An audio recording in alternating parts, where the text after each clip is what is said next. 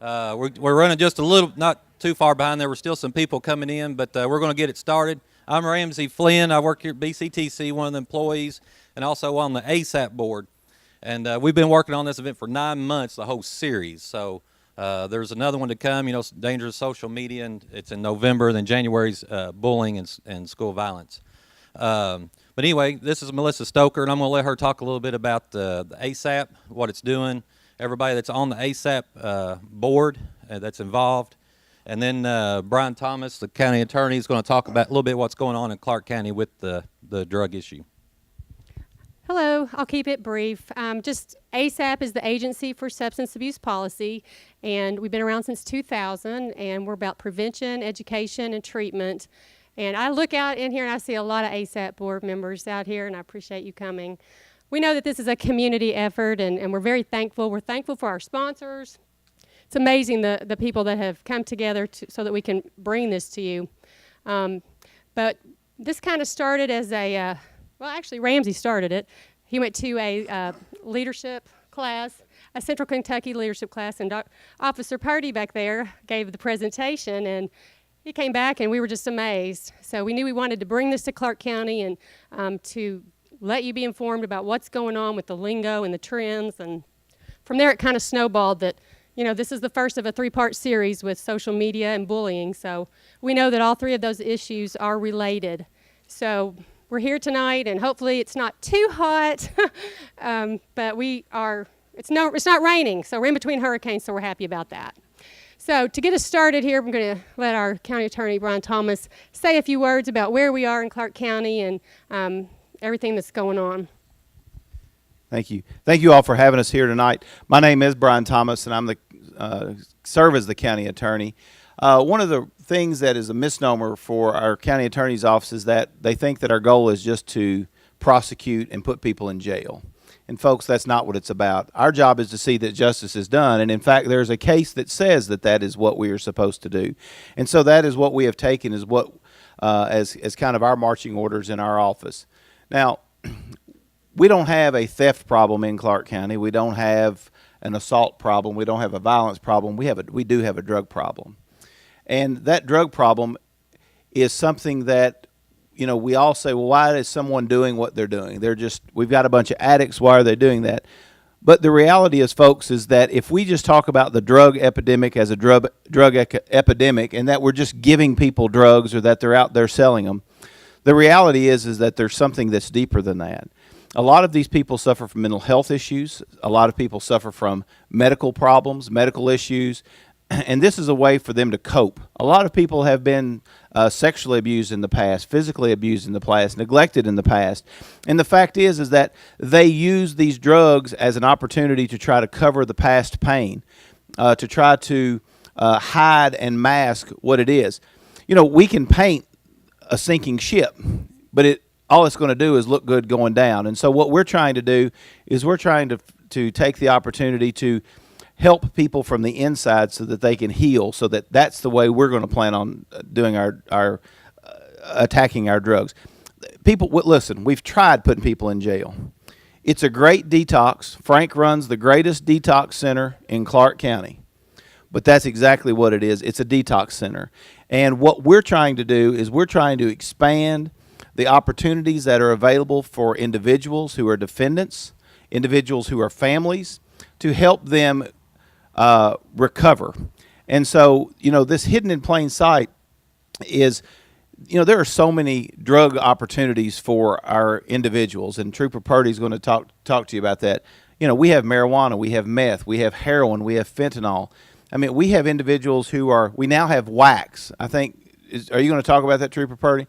We're taking marijuana, we're melting it down, we're putting it into a wax, we're letting it cool down, we're actually putting it back in pipes, we're heating it up, and then we're smoking it. So, as we continue to fight the drug epidemic, the drug dealers continue to change the method and mannerisms in which they deliver these drugs. And so what we've tried to do is we continue to fight. We continue to get our drug money. Burl has got a detective who's actually assigned to the Kentucky State Police Division Special Enforcement Drug Enforcement Special Investigation Division, known as DESI. that's actually doing work here in conjunction with the state police and other agencies as we try to continue to fight from that end. One of the things our office is trying to do is fight it from the other end. So what we've done is, Debbie Hall is here somewhere. She came on. We've had a grant for 10 years now, where we have a drug court. And so we actually take people who commit crimes and they've got drug issues. We've actually put them into our drug court that we can make a referral to them. And the drug court helps them. They require them. And, you know, when people say, oh, drug court, well, what are y'all doing that for? Well, drug court, we work on the whole person when we do drug court, and they're effective. And what we do is we require them to go to counseling, individual counseling. We make them go to group counseling. We make them appear in front of judges. We actually give them requirements that they have to meet, curfews that they have to meet, they have to have stable employment. They have to have stable housing. They actually have to be a productive member of society because, you know, if you put them in the jail, you can dry them out. You can dry an individual out, but you're not going to help them. And the other thing is that we can let them know we have a ton of resources in our community. We can give them those resources, but until we show them how to use those resources, just like if your parents gave you a new toolbox, it's got a lot of nice, shiny, new tools in there. But until you know what each of those tools is used and how you use them and when you use them, you've just got a pretty toolbox. And so what we've tried to do, and fortunately we have a Department of Public Advocacy who sees the greater picture. And so they work with us in collaboration with us, and they'll come to me and say, hey, I've got a candidate I think would be great for drug court. And so we actually make those referrals. I think Debbie's going to get 2 more next week. But then we began to see that we also have a juvenile program, a juvenile problem happening at the high school, the middle school. And so what we've done is we've actually created a JSAT program. The state used to fund us. They've now taken that away. We continue to operate. We continue to fund it through our office because it's important, and it's important to get those young people when they're young to try to get them off drugs. In addition, we found out that there were a lot of people who use drugs, and not because they have a drug problem, but because they actually have a mental health problem. They have bipolar manic depressive disorder. They've never been diagnosed. They've never gone to a psychiatrist. They've never gone to a psychologist. And so what they do is they try to self-medicate. Because, folks, you don't understand. Everybody says, oh, well, they're just a drug addict. Just stop. There is something that's negatively affecting their rational thought when someone takes a horse needle, goes to Tractor Supply, buys a horse needle, fixes it to a syringe, sticks it under their big toe, and injects themselves. That is not rational thought. And for us to think that someone voluntarily goes out because it's great, just because they want to, is a misnomer. And we are greatly misguided if that is the approach that we think is going on. What's going on is people who are troubled, people who are hurting. You know, and I'm probably not supposed to say this because it's sponsored by BCTC. The greatest solution to all that's Jesus. But the fact is that not everybody, we can't just send everybody to church, you know, because that's a process where they have to work on their own. But we can give them the tools that we have available to us through our government programs to help get them there. And so what we're trying to do is we're trying to make those individuals productive. Our mental health court, 30,000 hours of community service. You either going to have a job or you're going to go to work or you're going to do community service. One or the other. You're not going to lay around. You're going to be there. So we're continuing to strive to add programs to our community. Frank Doyle's got a great program. He's got churches that are coming in doing ministry work at his jail. And let me tell you something. What a great start that is when someone's been in jail for a couple of weeks and then they get referred to drug court and they've already been seen by a church. Now they actually have connections. They actually have a contact. The fact that Burrell goes out and volunteers his time and his deputies' times to go knock on doors to make sure our people they're in curfew. Another thing that we do is we actually have ankle bracelets. We have a home incarceration program that we can put someone on. We can track you, folks. You know, now you say, well, why do we want to do that? We can lock them up and we can pay the taxpayer money, or you know what? We can let the defendant pay for their own incarceration by putting them on a bracelet and know where they are. Now, They go to McDonald's. We may not get them before they get their chicken nuggets, but we're probably going to get them before they get out of the parking lot. So, we're trying to be innovative with what we've got. I'll go ahead and give a shout out. Judge Adams' daughter is Cole Adams' mayor. And that for years, she's been known as Judge Adams' daughter. Let me tell you something. Cole Adams' mayor is in herself one of the finest public defenders I've ever met. And she truly cares about her clients, and she truly cares about this community. And she is one of the people that have helped make our program successful because she devotes her time, her attention, and her energies to helping her clients succeed. You know what? I did a eulogy today for David Taylor. David Taylor was a gentleman out in Trapp.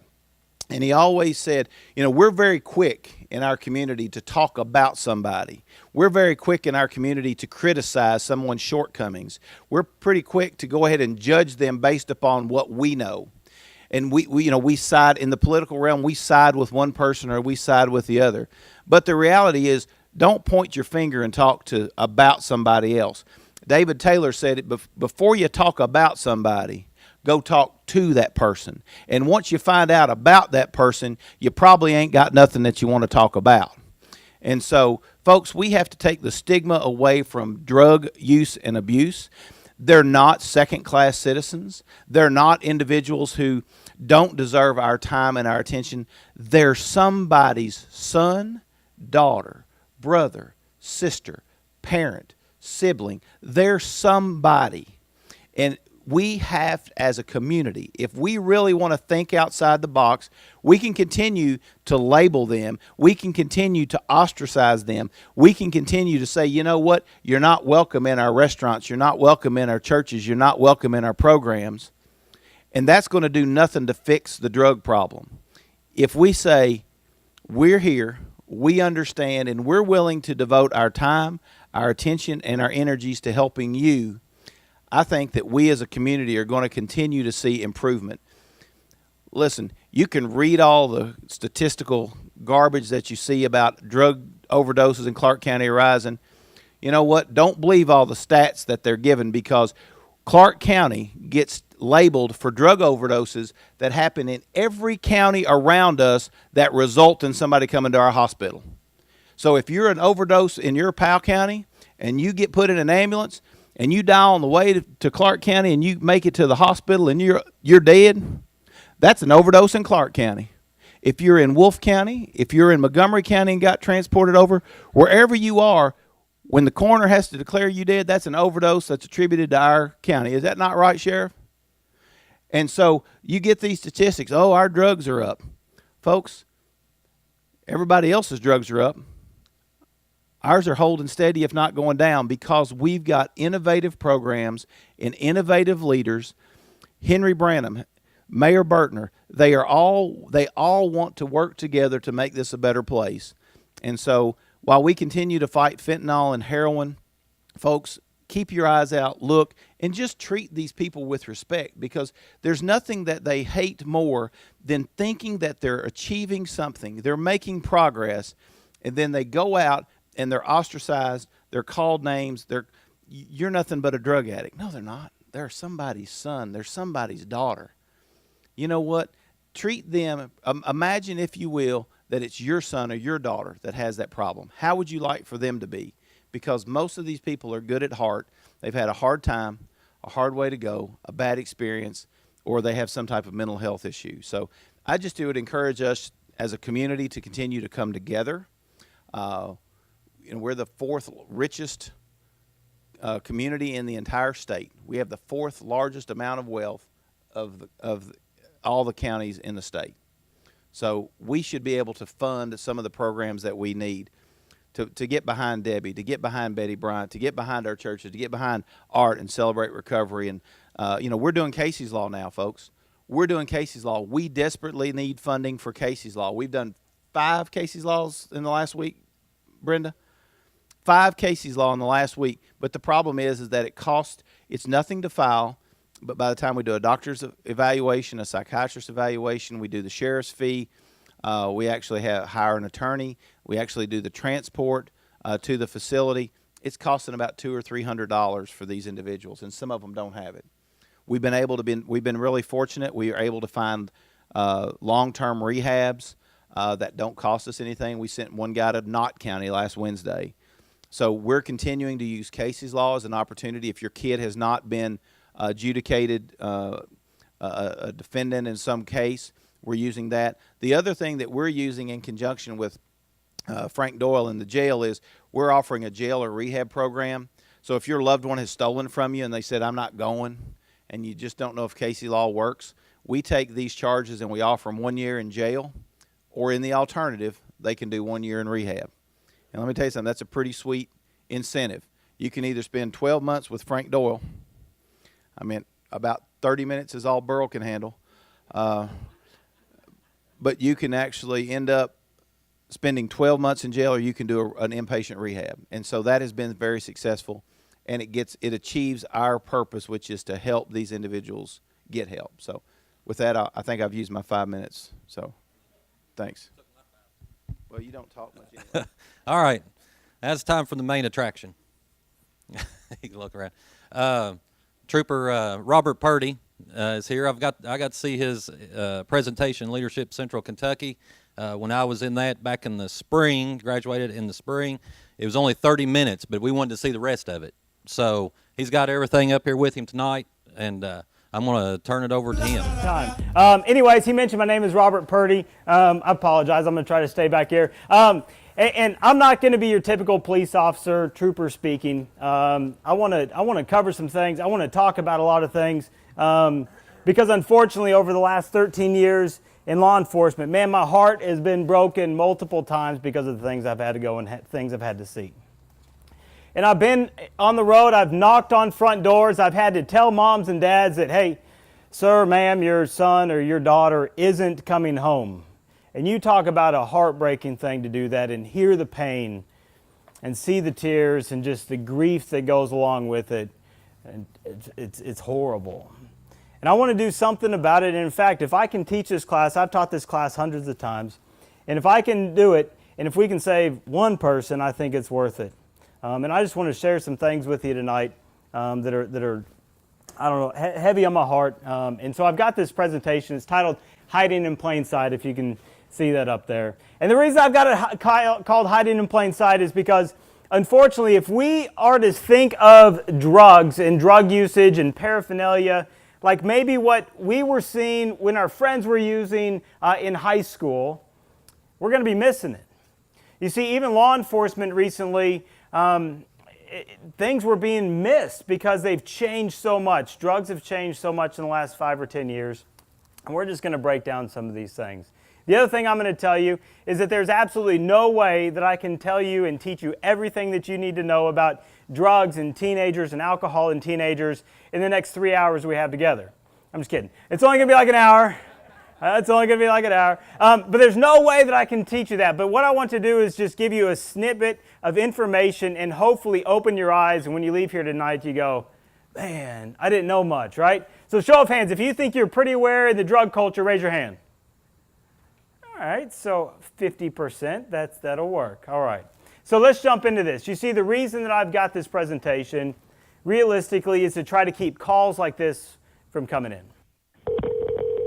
911, what's your emergency? I need somebody at my apartment. My son is overdosed. Is he breathing? Is he breathing, Mark? He's not breathing. Please, You see, that's heartbreaking. Because at that moment, a mom or a dad has walked in, and this is a Madison County family from the community that I live in, that walked in and found their son overdosing. Unfortunately, though, it just doesn't happen one time. It happens time after time after time, and us on the front lines, we are seeing it time and time again. Show of hands, if you know someone that suffers from an addiction, has overdosed or has overdosed and died, I want you to raise your hand. I want you to hold them up high, and I want everybody else to look around. What do you see? Man, it affects so many of us. You can put your hands down. You see, chances are every single one of us in one way or another are affected by today's drug epidemic. In 2015, when the report was released, they said that 1,248 people died as a result of drug overdoses in Kentucky. Fast forward a year, whenever the results were initially released, they said we lost 1,404 people in the state of Kentucky to drug overdoses. And last year, the results were released about a month ago, and they said we lost 1,565 people in the state of Kentucky to drug overdoses. Doesn't take long to see that we are trending in the wrong way. And each and every single one of those people that died is someone's son, daughter, mother, father, family member, or best friend, and this world isn't going to be the same without them. As the state police, as a public affairs officer, I get to do a lot of things like this on a daily basis. I also have to handle the news media. Anytime that anything big happens, the news, they call and they say, hey, what can you tell us about this death that you have? Because they have scanners and they hear that we're working a death investigation. And there's three things that I can tell them right away that ends this conversation. And the first thing that I can tell them is that it was a medical emergency. Someone may have had a heart attack and passed away and died, and they say, well, we don't do stories on that. And as you know, unless it's someone that's famous, you're going to read about it in the obituary page, not the front page of the paper. The second thing I can tell them is that it was a suicide, and they say we don't cover suicides because they understand that a family is grieving, but there's not necessarily a lot of people else out in the community that has any involvement in it. And the third thing that I can tell them, unfortunately, is that they died from a drug overdose. I say we don't cover those for the same reason of the suicide. So at the end of the day, it is a completely underreported issue when it goes around. I want to talk about a couple other headlines as well, and hopefully these will show up good enough for us to see them. I want to talk about this one right here. It just says that parents tried to hide newborn's addiction by giving her drug baby. Mom had an addiction and went to the hospital, and they had a baby, and while they were at the hospital, they tried to hide the withdrawal symptoms that this baby was having, and so mom crushed up Suboxone tablets and started rubbing it on the baby's gums. You see, we have a lot of people in our community that have addictions, and unfortunately, they have kids, and we've got a lot of kids that are going home every single day to drug-riddled residences. I want to touch on something else. Has anybody ever visited the Vietnam Wall in Washington, D.C.? And as you stand at one end of the wall and you look down to the other, what are some of the things that you think as you see all the names that are on there? Y'all can say something here. Wow, right? Wow, that's overwhelming. It's hard to imagine that many names. In fact, there's 58,282 names currently on the wall. In 2016, we lost more than 64,000 Americans to drug overdoses. To put that in perspective, that's like losing an entire Vietnam Memorial Wall every single year if we were to put their names on it. Just the other day, I think it was 2 days ago, I was working and I was in Madison County. And I met this gentleman. His name is Willie. And as I was at Collins and Water Street, and this van pulled up, and I was on my way. I can't even remember where I was going, and this van pulled up, and she rolled the window down, and she started waving at me, and she said, "Sir." I rolled down my window, and I was like, "Oh no, what's going on?" And she said, "Hey, there's this guy sitting down on the corner by the bank on Main Street. I don't know if he's passed out or if he's sleeping. Can you please go check on him to make me feel a whole lot better?" I said, "Yes, ma'am, I sure will." And so I pulled up, and I was sitting in traffic, and he was sitting there kind of falling asleep, and he'd wake up, and he'd fall asleep, and he'd wake up, and he saw my cruiser, and he kind of fell asleep, and he woke up, and I pulled in, and I got out of my car, and I was dressed. I wasn't even in uniform. And I walked up to him, and he kind of got startled. He was like, "Oh, hello, sir." And I said, "Are you okay?" He said, "Yeah, I'm just really tired." I said, "All right, what's going on?" He said, "Well, I'm just eating some peanut butter." And he was eating out of a peanut butter jar. And I said, What's going on?" He said, "I'm just waiting for the Salvation Army to open at 6 o'clock. And I said, "Okay." So what else? Anything else? He was like, "Man, I just got out of jail recently." I said, "If you don't mind me asking." I said, "You're not in trouble. You're free to leave. What were you in jail for?" He said, "Let's just say it was drug related." I said, "Fair enough. We'll say it was drug related." And so we sat there and we started talking. And he started telling me about his kids, about his boy and his girl. And one is in college right now. The other one's getting ready to go to college. And they meant the world to him. But Willie has an addiction. I said, "Man, have you tried to figure out a way to get help?" And he said, "Well, I've got a date." He said, "It was September 1st, but then I had to go to jail. And so now I'm wanting to get clean by November the 1st. He said, "If I can't do it by myself by November the 1st, then I'm going to go seek some help." I said, "Well, do you know how to find treatment, how to get into any place?" He said, "I don't." And so then I started talking about findhelpnowky.com, and I started talking about our Angel Initiative. You see, any person that suffers from an addiction that is trying to get help, they can come to the state police post and say, "Hey, I need to go into treatment," and we will take that person and get them into a treatment facility free of charge. We've got lots of places that we work with, and it's an incredible opportunity. And I was hoping that he was going to bite on it, right? Like, can we go now? But it didn't happen. I said, well, what's your drug of choice? And he said, methamphetamine. I said, all right. I said, if you don't care me asking, how'd you start? He said, well, I was 13 years old. He said, I was in foster care, and I used to sneak out of the house, go down by the railroad tracks. I'd meet some friends, and we started drinking, we started smoking, and we started getting high. I said, all right. That's what we're getting high on. Meth? And he was like, no, marijuana. Right? And he started taking his story, leading it from marijuana and alcohol. He said, I finally gave up marijuana. He said, but then I became a crack addict, and then I changed from crack to methamphetamine, and that's where I am today. But I put up his picture. Before I left, I said, man, can I take your picture? He said, absolutely. You see, this is the face of addiction.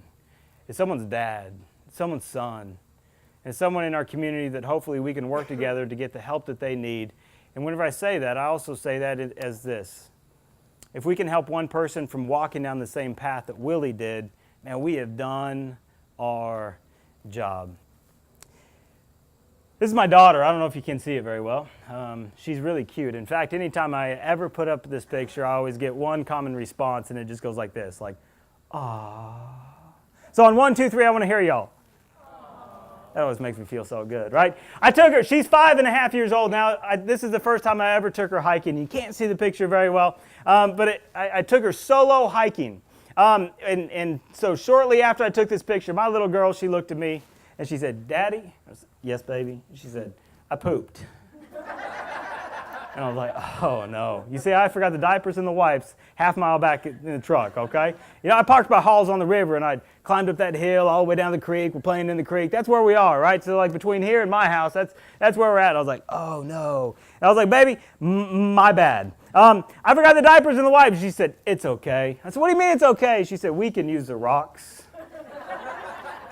I said, we can use the rocks. And she's like, yeah, we can use the rocks. I said, you think that's going to feel good? And then she was like, no. And I'm like, good call. For a second there, I thought you were going to be a firefighter when you grew up, okay? Where's he at? Who's firefighters in here or was a firefighter? Okay. There's several here, right? Right? Okay. That was for you. All right. So eventually I got her cleaned up. I got her taken back to the truck. But the reason I show this picture is because we stacked rocks. Has anybody ever stacked rocks down at the local creek before? Raise your hand. Where are you at? All right. So you go down to the local creek to stack some rocks. How important is that first rock? Real important. What kind of rock are you going to look for?